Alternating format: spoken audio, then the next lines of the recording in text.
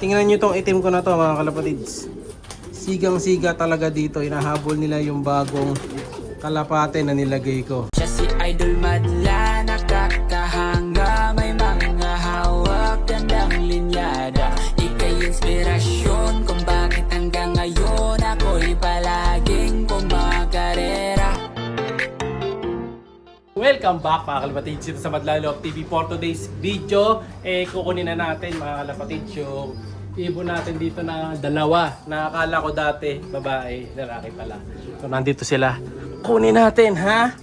Meron din ako nilagay kanina na isa, yung stitch ko na nakapares dun sa Reggie Cruz mga kalapatids. Ayan. So ito ang inalis na natin. Ito. Pinahinga natin siya. So tinanggal ko muna. So gagawin natin ngayon, kukuha tayo ng panibagong pairing din. Pagkatapos nating matanggal yung dalawang barako. So ito yata yun eh. Ayan yung dalawang nag-Spider-Man. Tapos kukuha tayo ng, ito kukunin din natin ito yung kalawang. Ipapares natin doon sa kalawang na dun sa labas. Teka, parang ganyan yung mata mo. Tingnan ko nga. Kala ko may one eye gold siya mga kalapatids. So naghahanda na rin kasi tayo para sa pag-breed nga natin ng pang summer yata yun, yung pulang ring. No? So kuha tayo ng mga doon. Bagong line-up. So yung mga line-up ko na una na nandito sa loob, palit lahat yun mga kalapatids. Ngayon, yun yung mga barako dito. Ito speedbird ko eh. Ayan. Ito, pang ano talaga natin to, flyer. Pang laro ko to. Problema nga, na ano to eh. Nagkaroon ng problema sa katawan. Nabalda yung katawan nito eh. Pero yan, kita nyo naman yung katawan nito mga kalapatids. Ganda ng katawan, buong buo katawan. Yung mata, pulang-pula. So speedbird siya. No? So naka-ano naman to, naka-record na. Kunin na natin. Tapos lipat na natin sa kabila. Pati yung saddle, tatanggalin na natin.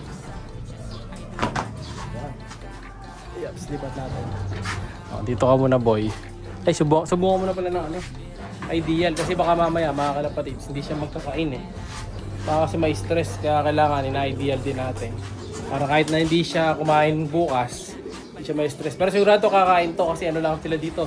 One day eat. Subukan ko muna. So ito yung ibon mga kalapatids. So, ang ganda niyan.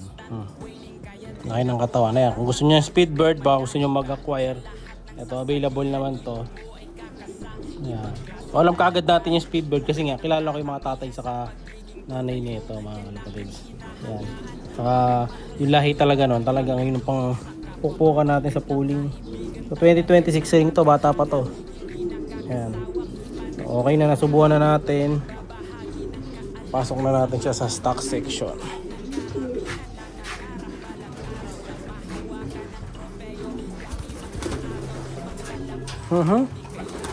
Alright, ayan na.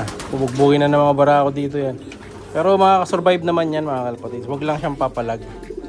Yan na yung mga siga dito. Yan yung nangyayari dito pagka may bagong pasok na kalapati. Kaya dapat dalawa agad sila eh. Hindi pwede pa isa-isa kasi hahabulin talaga yan. Ayan. Pero may inumin naman dito. In case na mauho siya. Sanay naman na siya uminom sa ganito kadaming ibon. Ayan. Pati yung pula na yung paparis natin yan. Gamitin natin yung pula. Lahat ng matagal na nabakante mga kalapatids, kukunin natin para magamit. Yeah. Next, si saddle. Ito barako to eh.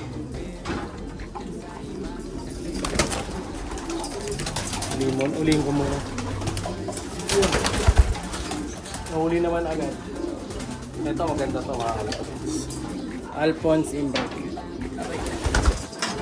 Na may pasok ng stitch mga kalapatids. So bali ang line pala na pumasok dito, apat din pala, may lahi rin pala ano to, Vandenbroek. Ayan. So Imbrek, Alphonse, Stitch ang lahi niya na may pasok ng Vandenbroek. Pakita ko sa inyo. Subukan din natin ideal muna. Ito na siya mga kalapatids. Ang ganda din oh. Semi-saddle. So ito kahit presyo ng mahal sa akin ito, di ko bebenta to mga kalapatids. Dahil ang hirap kumuha ng ganitong kulay. Medyo mahal yung ganitong kulay pagka binibili, no? Kahit hindi racing, basta ganitong kulay mga kalapatids, ang mahal. Ito, pang karera pa, imbrek pa mga kalapatids. Sakto-sakto. Oo. Perfect ang kulay nito. Sana maparami natin. So hanap natin to. Yung ganitong kulay din dapat halos. Yung may pagka-saddle din. Yan. Kahit nga sana kapatid nila inbreed eh. Kaso nga, puro lalaki yata yung nilalabas sa ganitong kulay. Welcome ka na rin dito. Yan, medyo babalanse na yung bilang natin kasi natagdagan tayo. Ayan o, sinugod kagad mga kalapatids. Pagpasok pa lang niya dito, ayan na, sinugod na. Lalo na tong itim o, gigil na gigil yung itim o. Tingnan nyo tong itim ko na to mga kalapatids.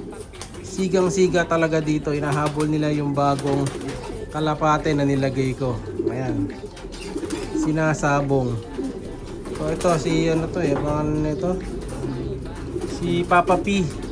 Kasi perfect ang himas kaya Papa P pangalan ko diyan. Perfect ang hipo kaya Mr. P talaga. Ano pangalan natin? Ayan, hingali na yan. Yung isang niligay ko nasaan na? Ayun na, nag-Spider-Man na dun oh. Tatakbo-takbo naman sila dyan. Kaya binigyan natin idea lang. Tama, barako nga siya mga kalapatids. Ayan oh. Huling-huli oh. Nagigipagbardagulan na. Sure barako na to. 100%.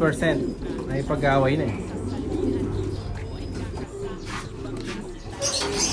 Yan, okay na sila dito mga kalapatids. Kuha tayo ngayon ng isang barako.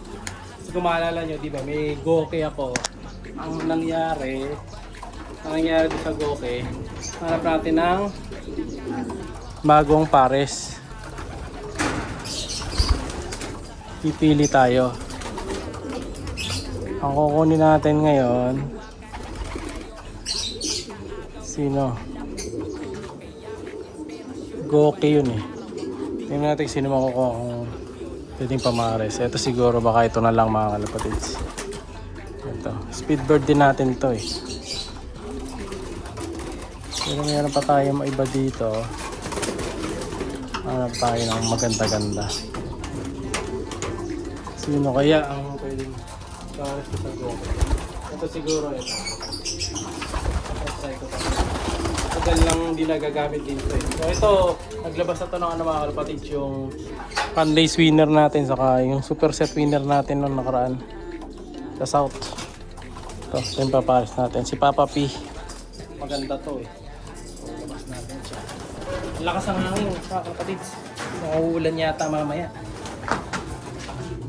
So yung pula, nag-change of mind ako. Paparisan natin ng iba yung pula. Hindi na to.